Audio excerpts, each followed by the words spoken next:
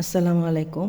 আমি আবার আসলাম আপনাদের সামনে ইসলামী শরিয়া আলোকে হারাম কার্যাবলীর বিভিন্ন বিস্তৃত তাত্ত্বিক ও ব্যবহারিক বিশ্লেষণ সুদ বহির্ভূত নিষিদ্ধ বিষয়সমূহের দ্বিতীয় পার্ট নিয়ে।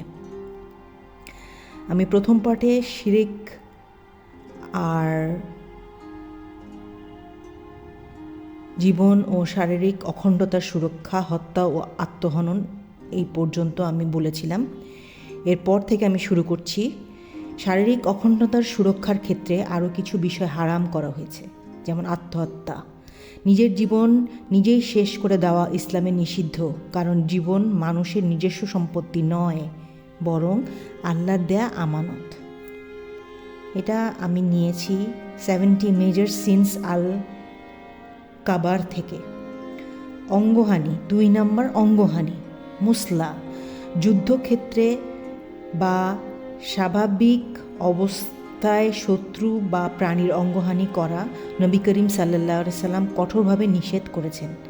আমি এটা সংগ্রহ করেছি হালাল অ্যান্ড হারাম food in the Quran and হাদিস থেকে, ইসলামিক ডায়েটারি লস উইকিপিডিয়া থেকে।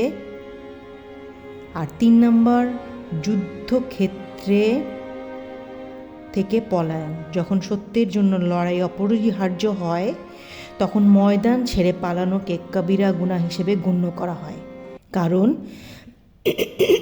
এটি মুসলিম উম্মার নিরপেক্ষতাকে বিঘ্নিত করে। এটা আমি গ্রহণ করেছি what's are the major sins in Islam, a detailed guide with reference.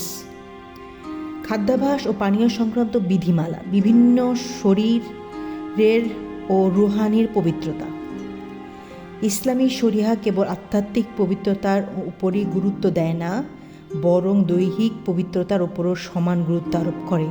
এই কারণেই কিছু নির্দিষ্ট খাদ্য ও পানীয়কে নাজিস বা অপবিত্র ঘোষণা করা ও হারাম করা হয়েছে। নিষিদ্ধ মাংস ও উপজাতসমূহ, কোরআনে বেশ কিছু খাবারকে স্পষ্টভাবে হারাম ঘোষণা করা হয়েছে, যা মূলত মানুষের স্বাস্থ্য এর মনস্তাত্ত্বিক উপর নেতিবাচক প্রভাব ফেলে, যেমন শূকরের মাংস ও চর্বি।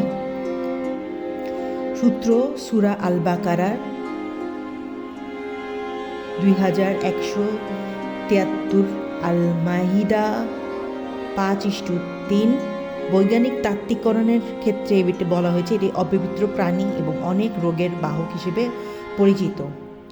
2 রক্ত প্রবাহিত, আল আনাম 6:145।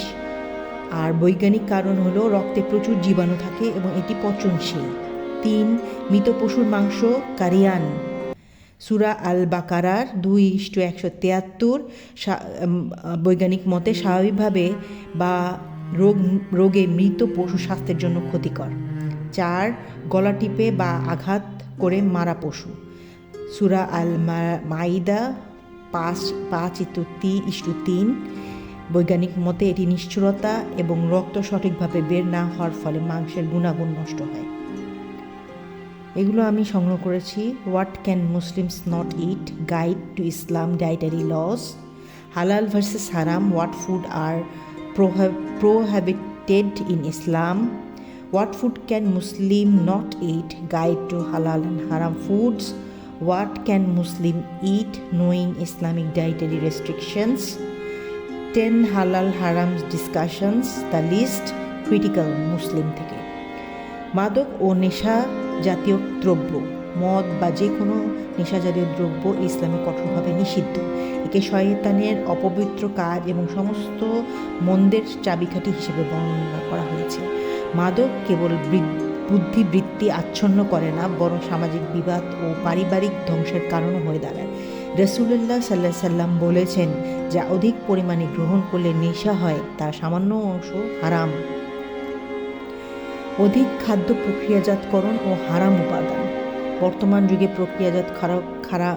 প্রক্রিয়াজাত খাবারের প্রসারের ফলে হারামের পরিধি আরও সূক্ষ্ম হয়েছে।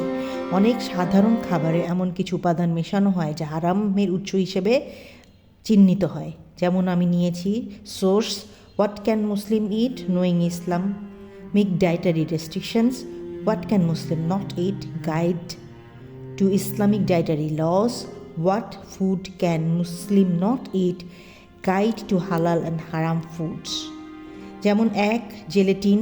এটি যদি শূকর বা অমুসলামিক পদ্ধতিতে জবাই করা পশুর হাড় বা চামড়া থেকে তৈরি হয় তবে তা হারাম। কারমাইন E120, এটি এক ধরনের পোকা থেকে তৈরি লাল রঞ্জক যা অনেকে মিষ্টি ও প্রসাধনীতে ব্যবহৃত হয়। অধিকাংশ ওলামার মতে এটি হারাম। আলস্টিটাইন, এটি যদি মানুষের চুল থেকে সংগ্রহ করা হয় তবে তা ব্যবহারে নিষিদ্ধ করা হয়েছে। অ্যালকোহল মিশ্রিত ফ্লেভার, অনেক ক্ষেত্রে সুগন্ধি বা ফ্লেভারে অ্যালকোহল ব্যবহার করা হয় যা খাদ্যে হারাম বলে গণিত হয়। এগুলো আমি নিয়েছি। What can Muslim eat? Knowing Islam dietary restrictions. What can Muslim not eat? Guide to Islam dietary laws. What food can Muslim not eat? Guide to halal and haram foods. পারিবারিক ও সামাজিক নৈতিকতা, বংশগতি ও সম্মানের সুরক্ষা। ইসলামিক আইন ব্যবস্থায় বংশধারা বা নাসল সংরক্ষণের একটি অপরিহার্য লক্ষ্য। এর জন্য যৌন পবিত্রতা এবং ব্যক্তিগত সম্মান রক্ষা করা বাধ্যতামূলক। ব্যভিচার ও অনৈতিক সম্পর্ক, জিনা, বিয়ের বাইরে যে কোনো ধরনের যৌন সম্পর্ক বা ব্যভিচার, জিনা ইসলামিক কবিরা গুনার অন্তর্ভুক্ত। কোরআন কেবল জিনাকে হারাম করেনি, বরং জিনার পথে পরিচালিত করে এমন প্রতিটি পদক্ষেপ বা মাধ্যমকে নিষিদ্ধ করেছে। জিনা পারিবারিক কাঠামো ধ্বংস করে এবং সমাজে অস্থিতিশীল ও অবৈধ সন্তান প্রসবের কারণ হয়ে দাঁড়ায়। এগুলো সব সংগ্রহ করা হয়েছে 7 days cleans that transformed race water spoon. Major sins in Islam, complete guide with Quran and Hadith. What are the major sins in Islam? A detailed guide with reference. What are the major sins in Islam? A detailed guide with reference. পারিবারিক ও সামাজিক ক্ষেত্রে আরও কিছু বিষয় হারাম করা হয়েছে, যেমন এক, সতী নারীকে অপবাদ, কাজফ, কোনো পবিত্র চরিত্রের নারীকে ব্যভিচারের মিথ্যা অপবাদ দেওয়া জঘন্যতম অপরাধ। এর জন্য কোরআনে 80টি বেত্রাঘাত বা দণ্ড ঘোষণা করা হয়েছে। 2, উপহাস বা উপনাম রাখা, অন্যকে হেয় প্রতিপন্ন করার জন্য বিদ্রূপ করা বা মন্দ নামে ডাকা সূরা হুজারাতে নিষিদ্ধ করা হয়েছে। 3, সমকামিতা, এই ইসলামের দৃষ্টিতে প্রাকৃতিক নিয়মের পরিপন্থী এবং মহাপাপ। অনৈতিক লেনদেন ও ব্যবসায়িক নৈতিকতা, সুদের বাইরে নিষিদ্ধ ক্ষেত্রসমূহ। সুদ ছাড়াও ইসলামে এমন অনেক অনৈতিক কর্মকাণ্ড রয়েছে যা সম্পদ অর্জনের পথ হিসেবে হারাম ঘোষণা করা হয়েছে।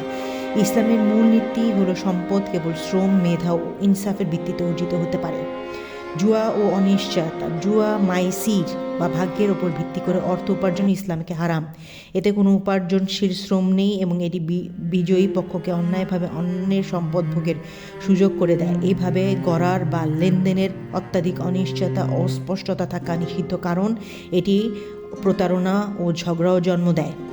প্রতারণা ও ওজন কম দেওয়া, ব্যবসায়িক ক্ষেত্রে সততা রক্ষা করা ঈমানের অংশ।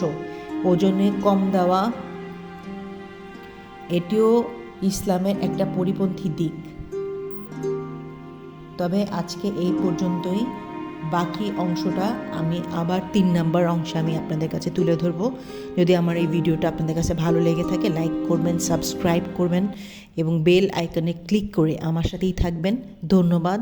আমিন সুম্মা আমিন।